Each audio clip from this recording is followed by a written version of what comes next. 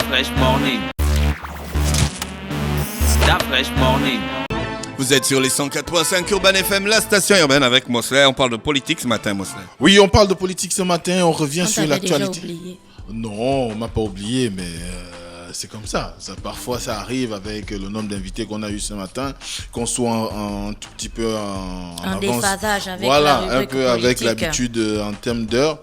Non, mais il faut dire que ce matin, on revient sur l'actualité. Vous savez qu'il y a eu beaucoup de rebondissements dans la semaine, notamment en l'occurrence avec le Keva Gate, que beaucoup de personnes connaissent, ou le Keva Zingo Gate, que beaucoup de personnes connaissent. Oui, Gina? J'ai oublié de te remettre ça.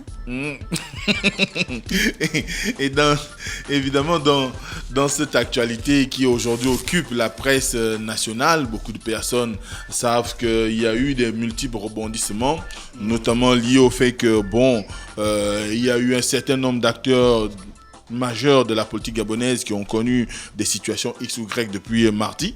Vous savez qu'on ne dit pas que c'est forcément lié à ça, mais à entendre les discussions, à suivre les discours qui sont prononcés ça et là, on se rend bien compte que peut-être ça peut être lié à ce Keva Gate, parce qu'il vous souviendra que on citait déjà un certain nombre de noms au moment où le procureur de la République avait fait état de la disparition des conteneurs de Keva Zingo au port d'Ovendo. Et ces noms-là sont revenus avec beaucoup d'insistance par la suite. Notamment, on nous avait cité le ministre des Eaux et Forêts, le ministre d'État aux Eaux et Forêts, qui est Guy Bertrand Mapangou. On nous a donné le nom du ministre de l'économie. On nous a cité le vice-président de la République. Et ensuite, on parlait également même d'un certain nombre de parlementaires dont les documents circulaient sur les réseaux sociaux. Et beaucoup se posaient la question de savoir qu'en est-il réellement de la situation sur cette question-là. Et c'est toujours le cas aujourd'hui, parce que malgré le fait que dans la lecture des décrets pris par le président de la République le mardi 21, on se rend bien compte que, on ne nous a pas donné les raisons réelles du limogeage, mais on sait que le vice-président de la République, Pierre Claver Manga-Moussaoua, a été limogé, mais également le ministre d'État, ministre de l'Environnement, des Eaux et Forêts, Guy Bertrand Mapangou, ont été limogés. On ne sait pas si c'était dans la droite ligne de ce qui se passe avec le Keva Zingo, mais on sait également que ça intervient quand même à un moment particulier où on a lu sur les réseaux sociaux, mais également dans la presse, que ces derniers avaient écrit, du moins avait fait des communications dans lesquelles ils ne se reconnaissaient pas. La première communication avait été celle du cabinet du vice-président de la République, qui disait clairement que le vice-président de la République n'avait rien à voir avec l'affaire du... C'est le cabinet qui s'exprime. Oui, c'était les membres du cabinet. Les membres du cabinet, du vice-président de la République qui avait fait cette communication. Est-ce qu'ils ont compétence à faire ce genre de choses? Non, c'était pas une. Tout le monde peut faire un communiqué. Je peux faire un communiqué dans le journal L'Union en disant que je souhaite un joyeux anniversaire à Dafresh et machin. Ils sont libres. C'est un communiqué. C'est un communiqué. C'est quand même une affaire d'État. Mon anniversaire, c'est pas une affaire d'État. Oui, enfin, par là, je voulais dire que. Est-ce qu'ils ont compétence à dire que tel ou tel. Ils avaient Est-ce qu'il avait d'abord été cité dans cette affaire officiellement par les autorités compétentes pour qu'on vienne dire le contraire de ce que les autorités compétentes... Eux, ils avaient le communiqué, je pense qu'ils réagissaient sur la publication de certains documents Mosley, c'était ça? Exactement. Est-ce que cette publication était faite officiellement ou bien c'était une publication des réseaux sociaux?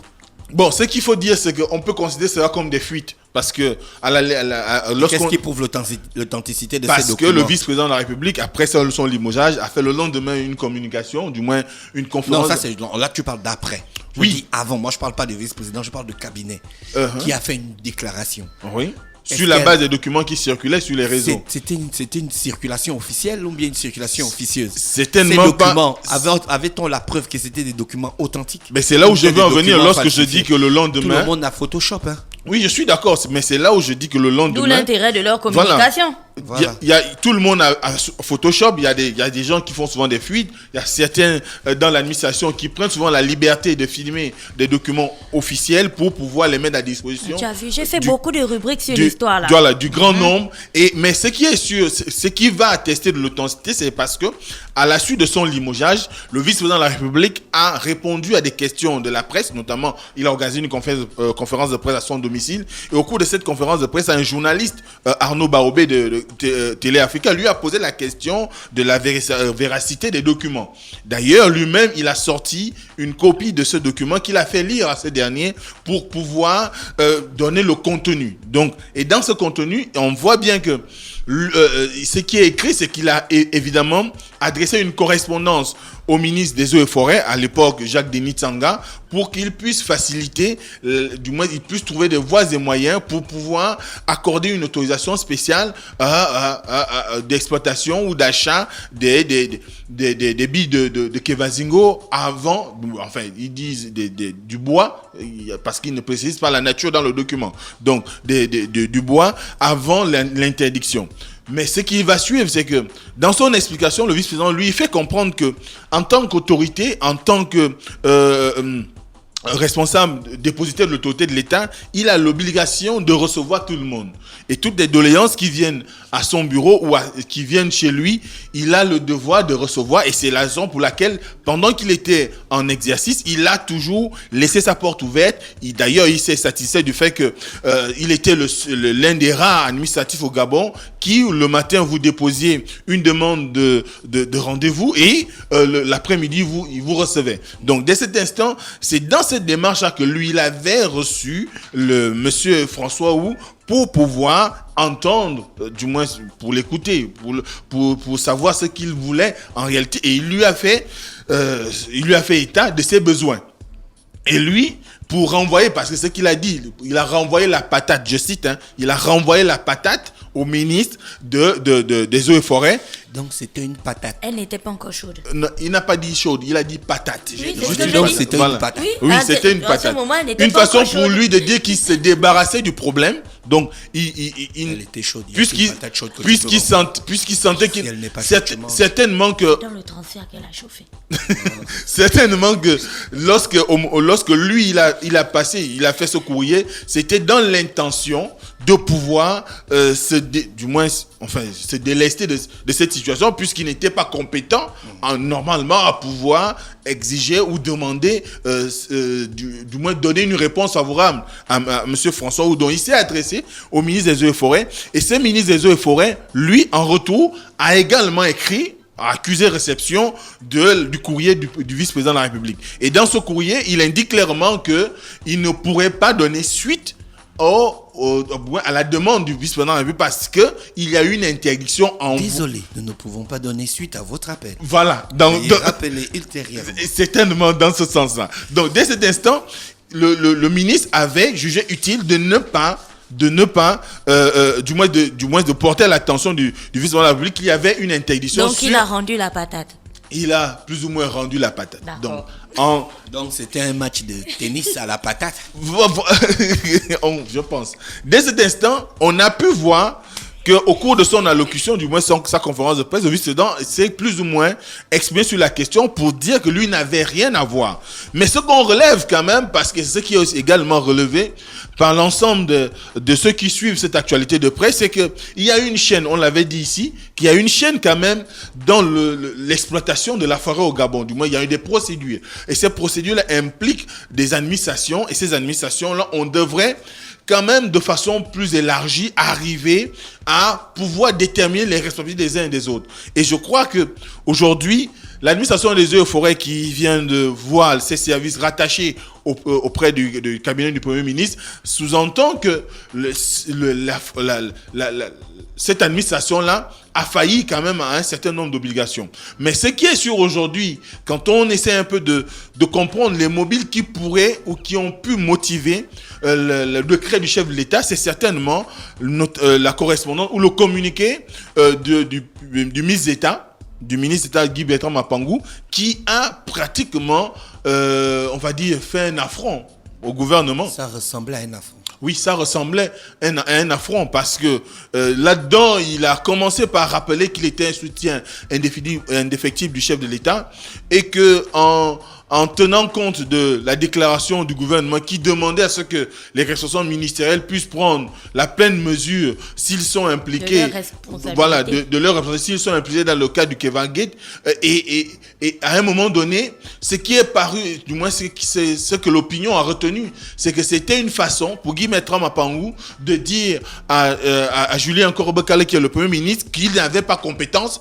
à pouvoir lui demander de démissionner. Que la seule personne peut-être qui pourrait le faire, c'est le chef de l'État, étant donné que lui, il est un soutien du chef de l'État. Donc, au-delà du Kevagate, il y a eu aussi des affrontements interpersonnels, parce qu'on s'est retrouvé là à peu près dans la même situation qu'a eu Bruno Ben Moumba lorsqu'il s'est opposé au Premier ministre de l'époque, Emmanuel Isozen Gondé, et on a connu son éviction. Et je crois que c'est dans la même posture que s'est retrouvé Julien Korobekale, entre affirmer son autorité en tant que chef du gouvernement et faire en sorte qu'on se retrouve dans une situation d'incompréhension où on penserait que l'un ministre qui est dans son gouvernement pourrait être plus fort ou plus puissant que lui. Mais c'est une situation qui existait dans l'entente des super ministres. Bien sûr, au-delà même des super ministres, on a même eu des super directeurs généraux. On se souviendra lorsque le Yerindong était Premier ministre de la République, il a connu des affronts, il a essuyé des affronts de la part d'un directeur général à l'époque, Juste Valeur au Cologo. Donc, à l'époque, directeur général des finances. Et donc, dès cet instant, du budget. Du budget, voilà. Dès cet instant, on s'est inscrit. Comment? Tu as l'histoire, hein? Donc, peut-être c'est dans cette posture-là que n'a pas souhaité s'inscrire Julien Korobekale et a saisi le président. Et je crois que le président également, dans sa manière de voir aujourd'hui comment assumer la direction du gouvernement, a estimé qu'il fallait plus ou moins se séparer de ces derniers pour que peut-être ils puissent se mettre pleinement à la disposition de la justice. Parce qu'il faut se dire que est-ce qu'on ne pourrait pas lire par toutes ces communications, ces interventions et tout ça, la preuve ou la manifestation du fait que peut-être qu'ils sont... Tu vois, il y a des petits problèmes en fait. Parce il y a des crises interpersonnelles. interpersonnelles. Il y a ce qu'on appelle, comment on appelle ça, la solidarité gouvernementale. Bien sûr. Est-ce qu'on a besoin de mettre les gens comme nous qui ne savons pas exactement de quoi il s'agit? Est-ce qu'on a besoin de mettre les gens comme nous dans ce type de problème à coup de communication, de communiquer des trucs, jusqu'à arriver à ce dénouement? Certainement que quand je dis dénouement, c'est les conférences de presse, les trucs comme ça. C'est sûrement ce que le Premier ministre n'a pas voulu. Peut-être qu'on reste dans les incompréhensions, qu'on reste dans des situations où la population ne comprendrait pas ce qu'il en est exactement. Et il vous souviendra qu'il y a même des communications qui ont commencé à sortir de nature à penser qu'on serait peut-être dans une situation où c'est une opposition entre la GEV et le Mogabo, puisque ça a commencé à apparaître dans la presse, mais il s'agit en réalité d'une situation judiciaire. On a la découverte de la disparition des conteneurs, il y a une enquête qui est menée par le procureur de la République, il y a des noms qui sont sortis, et ces noms-là, encore que dans la communication du procureur de la République, il n'était pas question de dire que c'est le ministre, il était question d'indexer les administrations impliquées dans le dossier. Mais c'est vrai qu'aussi, quand on essaie de parcourir la presse et qu'on écoute le vice-président de la République lorsqu'il a parlé à la suite de son éviction, on peut croire qu'aussi il faudrait que l'enquête aille plus loin parce qu'elle ne va pas s'arrêter maintenant et c'est pas sûr qu'elle va s'achever d'aussitôt parce que c'est quand même, on parle d'un réseau mafieux, on parle de grosses sommes d'argent, on parle également des gens qui sont là établis dans le pouvoir et on sait il va forcément arriver un moment où on sera amené à gérer des équilibres géopolitiques, géostratégiques et consorts, tout ce qu'on veut en ce qui concerne la gestion de l'État au Gabon. Et on sait que, par exemple, Marc Onaï Sangui également a fait une communication dans laquelle il a dit que ce qui se passe aujourd'hui ne tient pas compte seulement des petits administratifs qui ont été, par exemple, suspendus ou encore uniquement, là c'est pas lui, mais c'est la suite de sa communication qu'on interprète, ou encore de la simple éviction du vice-président de la République ou encore du ministre d'État. Il faut qu'on aille plus loin parce qu'il y a beaucoup d'administrations qui sont impliquées dans la question du transport du bois au Gabon, de l'exploitation de la forêt au Gabon. Et dès cet instant, laisser certaines administrations et s'occuper d'autres ferait que les gens ne comprendraient pas bien. Mais en tout cas, moi, ce que je voulais te demander, c'est que la procédure continue à suivre son cours. Hein? Ça continue à suivre son cours. Ça devrait continuer à suivre son cours parce qu'on ne devrait pas nous arrêter là.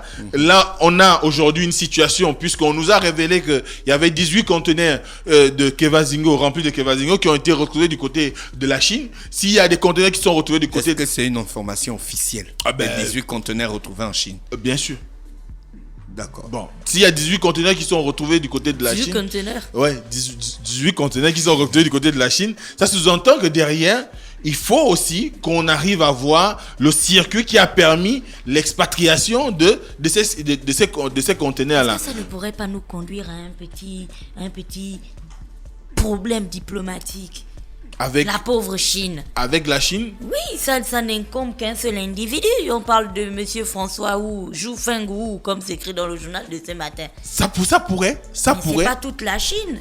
Ça pourrait, mais il y a déjà... déjà... on dit la Chine, on a de très bonnes collaborations avec eux. D'ailleurs, on a célébré les 45 ans d'amitié Chine-Gabon. Oui, mais quand on dit la Chine, c'est pas forcément que ce sont les autorités chinoises. C'est un homme d'affaires chinois qui s'est retrouvé dans... Qui est visé. Qui est impliqué dans une situation au Gabon et qui, peut-être... étant de nationalité chinoise, on est obligé de parler de la Chine parce que quand on est gabonais et qu'on vient retrouver la marchandise dont on vous reproche d'avoir volé et qu'on la retrouve au Gabon, on dira que c'est au Gabon. On va pas dire que c'est en Corée. Non, on dira que c'est au Gabon. Donc dès cet instant, je ne pense pas que nous soyons dans une crise diplomatique, mais beaucoup plus dans un besoin de coopérer avec les autorités chinoises pour qu'on puisse arriver à une situation où soit il y aura peut-être la restitution de ces 18 conteneurs, et étant donné qu'on a retrouvé aussi 200 conteneurs du côté du port de Vendo, il y a quand même un gap aussi qui est là, il y a plus de 150 ou 153 qui restent. Où sont les 153? Donc là aussi c'est une question que nous devons nous poser. Dernière question, toi qui aimes trop l'histoire, Mosley, toi qui connais bien l'histoire, est-ce que de l'histoire du Gabon, il y a déjà eu un scandale aussi impactant, aussi grand que celui que l'on a en ce moment? Non. Donc nous traversons une période de notre histoire qui est vraiment tendue. Le Kevazingo ou une période de notre histoire de l'exploitation du bois, je veux dire. Voilà, c'est le Kevazingo ou le Kevagate, l'affaire qui est en cours aujourd'hui, c'est une affaire qui devrait plus ou moins assainir la fonction publique parce que vous savez qu'autour de ces révélations sur le Kevazingo, il y a d'autres révélations qui sont nées. Vous avez par exemple le directeur de cabinet du ministre du Commerce qui a été enfermé en OIM pour incitation au détournement de fonds publics. Donc ensuite, vous avez la question de la mairie de Mouila où on a le nouvel édile Norbert Diramba qui a révélé que le vice-président, l'ancien vice-président aurait vendu le matériel roulant ou les engins de la municipalité.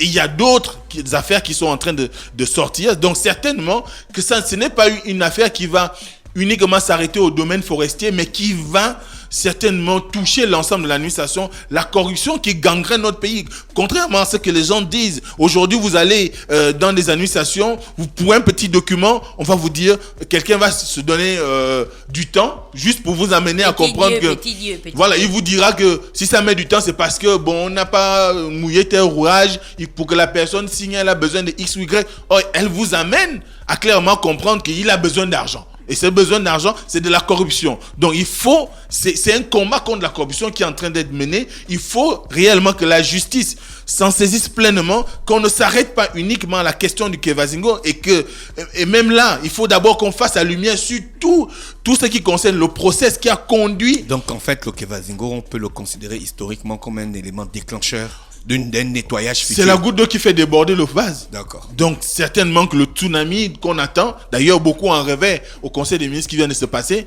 mais le tsunami là viendra réellement de la question de la gestion de l'exploitation forestière au Gabon, mais surtout du Kevagate. Merci Mosley qui est avec nous ce matin sur les 104.5 Urban FM, la station urbaine dans le Da Fresh Morning, le réveil matinal, le plus haut de la capitale sur la radio, la plus haute de la capitale.